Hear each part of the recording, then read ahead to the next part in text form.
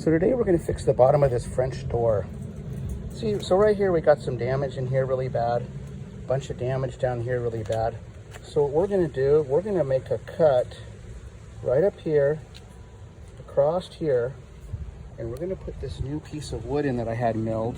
It's a very dense, solid piece of Doug fir, because this is a super expensive door and we're not going to replace it, so we're just going to repair it. Okay, so we just cut the bottom off and the wood looks pretty solid.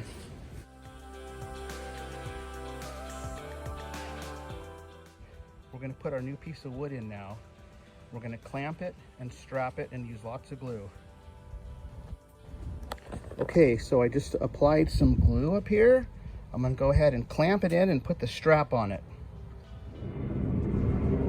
Okay, now we have it clamped and strapped really tight, and we're going to let that glue set up for a little while.